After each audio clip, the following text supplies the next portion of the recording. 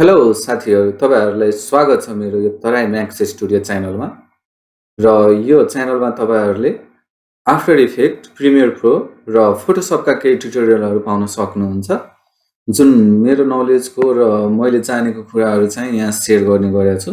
र तपाईहरुले चाहिँ यो च्यानललाई सब्स्क्राइब गरेर अझ मलाई हौसला प्रदान गर्दिनुहुन्छ भन्ने आशा छ।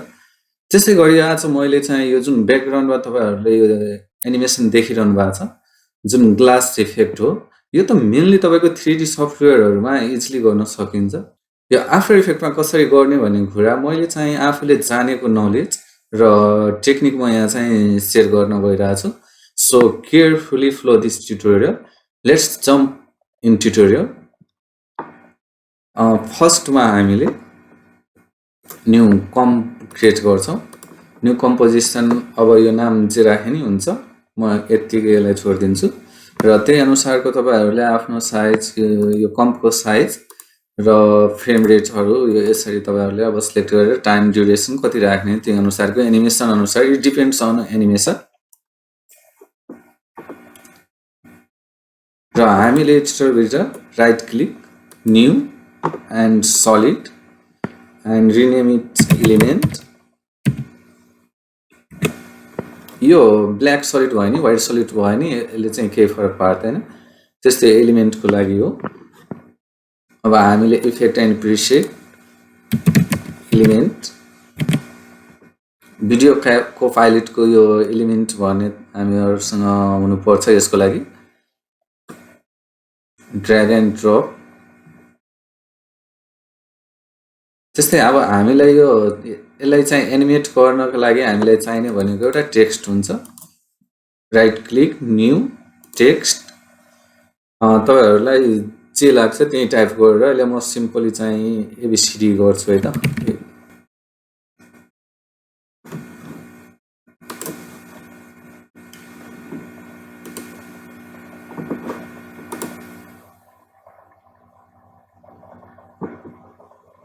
यसरी नै यसको साइज अप डाउन गरेर तपाईले एडजस्ट गर्न सक्नुहुन्छ। यो एलिसन भनेको तपाईको अब यहाँ देखाएन भने यहाँ विन्डोमा गएर यहाँ टिक लगाएपछि यहाँ देखाउँछ।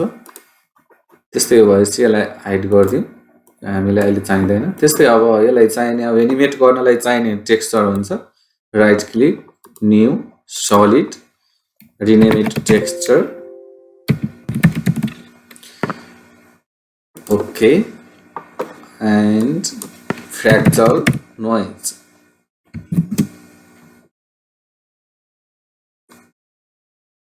Drag and drop.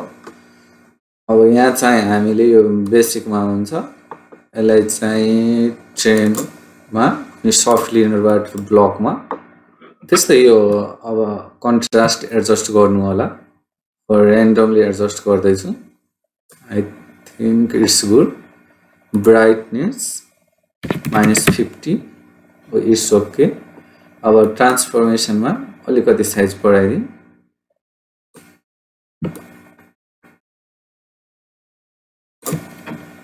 ठिक छ।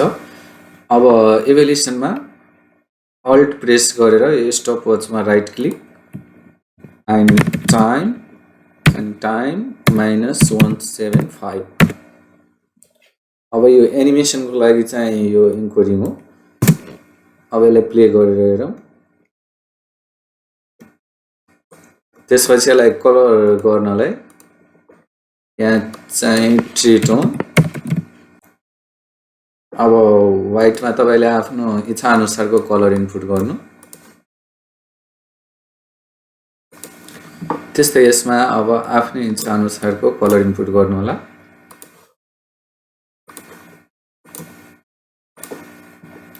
It's good. And input a glow effects little bit. अब तपाईहरुसँग ग्लो छ भने अब ग्लो इफेक्ट हो भने त्यस्तै डिप ग्लो, मसँग डिप ग्लो छ त्यही भएर मैले डिप ग्लो युज गर्छु। and 20.5 it's good for me। अब यसलाई प्री कम, यो टेक्सचर कम बनाउनलाई प्री कम गरेको मैले। यो चाहिँ यहाँ चाहिँ टिक लागेको हुनु पर्छ। ओके, यसलाई पनि हाइड गर्दियौ। अब चाहिँ मेन एनिमेसन तिर जाउँ। अब यहाँ सिन सेटअपको लागि हामीलाई चाहिने भनेको टेक्स्ट र टेक्सचर हो।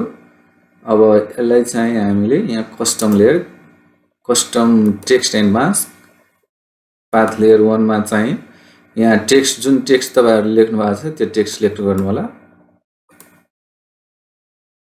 अब कस्टम टेक्सचर म्यापमा अब जुन हामीले टेक्सचर क्रिएट गर्यो त्यो चाहिँ तपाईहरुले जुन गर्नु भएको छ त्यही सिलेक्ट गर्नु होला। Then scene setup and extrude. अब यहाँ चाहिँ मेरो टेक्स्ट आइसकेको छ। अब बेभल 1 छ, एउटा मात्रै छ हैन, एउटाले पनि गर्न सकिन्छ, तर म यहाँ चाहिँ दुईटा लिन्छु। अब यसको लागि यहाँ क्लिक गर्नु होला अनि बेभल कपिजमा तपाईले कतिवटा चाहिन्छ यहाँबाट गर्न सकिन्छ। आई एम चेकिङ 2, सो दुईटा बेभल क्रिएट भयो। आई थिंक म 3वटा बेभल लिन्छु, 3 कपी। ओके, प्रिसेट तपाईसँग यो जुन प्रिसेट छ मटेरियलको त्यही युज गर्नु होला। इलाइट स्याडर,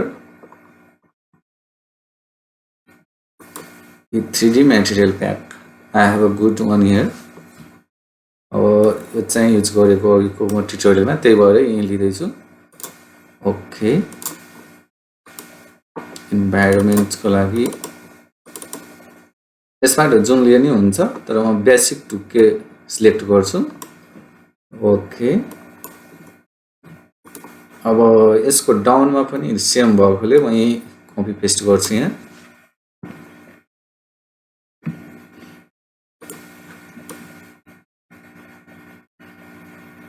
अब यो 3 कपी भयो नि एक ठाउँमै छ, यसलाई दायाँ बायाँ सार्नलाई अब यो माथिको फर्स्ट लेयरलाई यहाँ गएर क्लिक गर्नु होला। त्यसपछि बेभलमा अब यसमा जेड अफसेट भन्ने छ। अब यसलाई अलिकति यता सार्दाखेरि यो माथि आयो। त्यस्तै अब यो अर्को भयो, यसको पनि Z offset. Let's drag. Okay, अब हामीले यहाँ बिचमा यो ब्ल्याक जुन छ त्यो चाहिँ हेर्न सक्छौं। अब जुन यो ब्ल्याक पार्ट छ यसमा चाहिँ हामीले ग्लास इफेक्ट क्रिएट गर्छौं।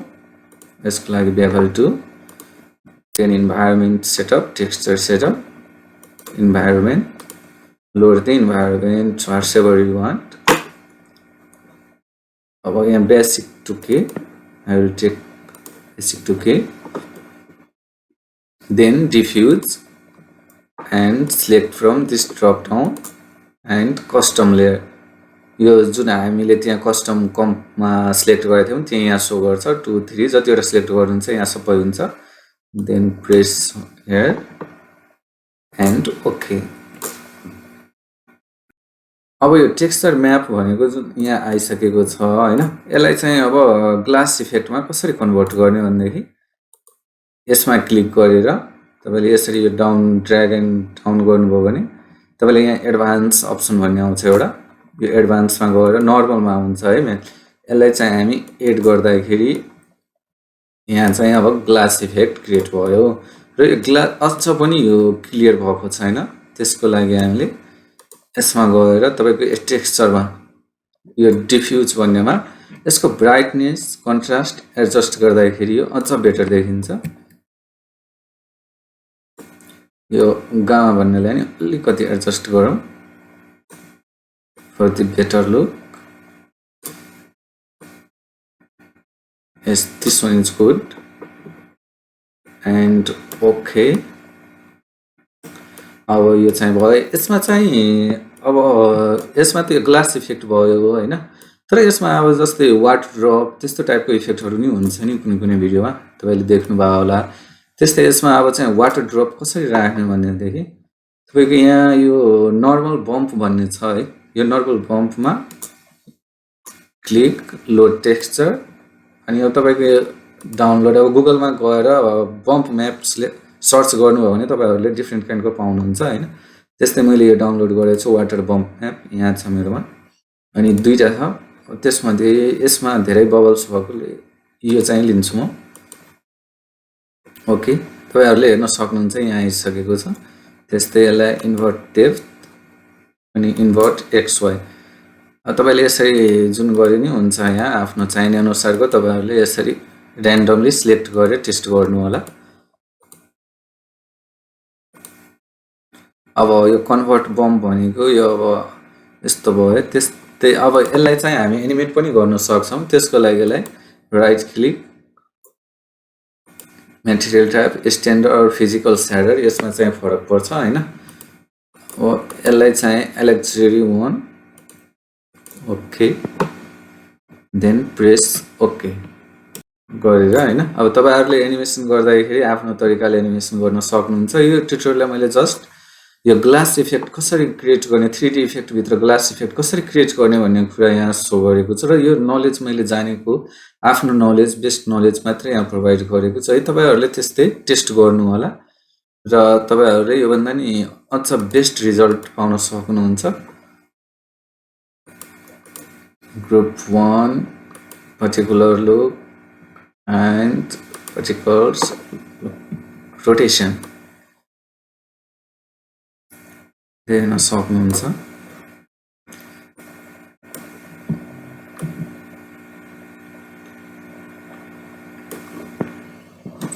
तपाईहरुले यहाँबाट नि एनिमेट गर्न सक्नुहुन्छ त्यस्तै अब क्यामेरा क्रिएट गरेर गर्न सकिन्छ हैन अब यो त नर्मल भयो मैले यतिकै क्रिएट गरेको त्यस्तै right click camera 3D and take anyone and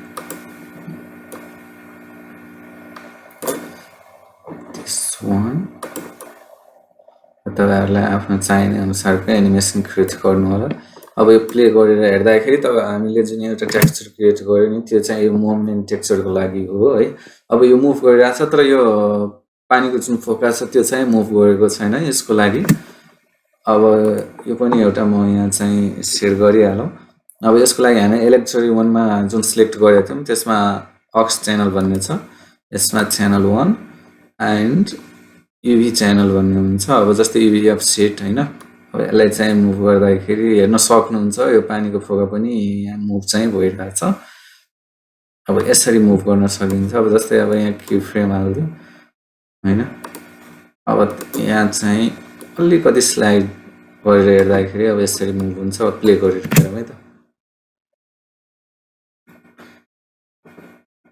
so finally it done and तपाईहरुले अब एनिमेसन आफ्नै तरिकाले गर्नु होला यो चाहिँ मैले बेसिक नलेज मात्रै शेयर गरेको र यस्तै ट्युटोरियललाई प्लिज सब्स्क्राइब गरिदिनु होला च्यानल